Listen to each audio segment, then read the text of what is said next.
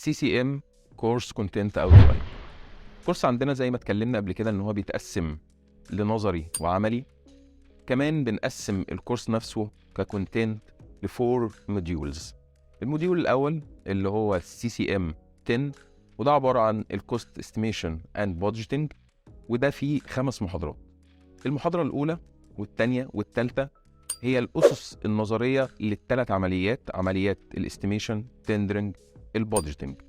المحاضره الرابعه بنفتح مع بعض تندر شيت او استيميشن شيت، بنعمل كل العمليات الخاصه بالبريك داون، بنعمل كل العمليات الخاصه بحساب الدايركت كوست والاندايركت كوست في كل الديسيبلينز اللي موجوده في المشروع، في السيفل، اركتكتشر، الكتريكال، لايت كارنت، كل انواع الديسيبلينز اللي موجوده في المشروع. بعد ما بنخلص الدايركت كوست بنشتغل بعد كده على الاندايركت كوست.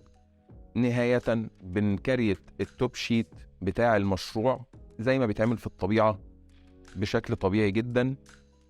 المحاضره الخامسه بنراجع معاك بعد ما انت بتاخد الشيت ده فاضي بتشتغله لوحدك، بنراجع معاك شغلك بشكل مفصل عشان اي اسئله عندك في الشيت او في طبيعه الشيت او في شكل الشيت او اي سؤال في حاجه خاصه بيه بنراجعها معاك عشان تخرج من الموديول ده عندك كل السكيلز الخاصه بمهندس التندرنج والاستيميشن. الموديول الثاني CCM 20، الكوست كنترول اند ريبورتنج، وده عباره عن 3 محاضرات بنشرح فيهم الاسس العلميه لعمليات الايرن فاليو مانجمنت سيستم.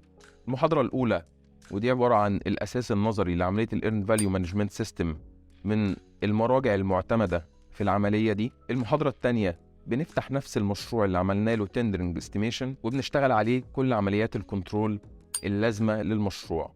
المحاضره الثالثه هي نفس المحاضره الخامسه في الموديول اللي فات، بنشتغل معاك الريفيو بتاع كل العمليات اللي انت عملتها في مرحله الكنترول، بتاخد شيتات المشروع بالكامل بتشتغل عليها، كل ده على مشاريع حقيقيه ومنفذه بالفعل في الواقع، مشاريع اتنفذت في مصر، مشاريع اتنفذت في السعوديه، وكمان في مشاريع من الامارات.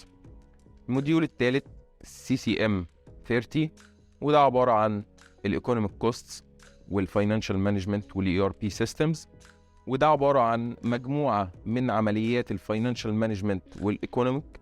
ما ينفعش تكون مهندس كوست من غير ما يكون عندك الدرايه الكامله والنولج الكامله عن عمليات الايكونوميك كوست ريليتد بالمشروع، فاينانشال مانجمنت، الاي ار بي سيستم اللي اصبح ضروره دلوقتي لكل المهندسين اللي شغالين في مجال الكوست مانجمنت.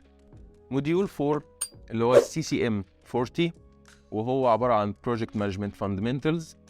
ما ينفعش تكون كوست مانجمنت انجينير من غير ما يكون عندك الدرايه الكامله عن كل العمليات اللي بتتم في البروجكت مانجمنت. عشان كده عملنا بروجكت مانجمنت فاندمنتالز، دي هتدرس فيها 60% من محتوى شهاده PMP اللي بيقدمها معهد PMI، عشان تبقى مؤهل زي ما اتكلمنا قبل كده انك انت تمتحن السيرتيفيكيشن دي وتكون awarded بيها فيما بعد.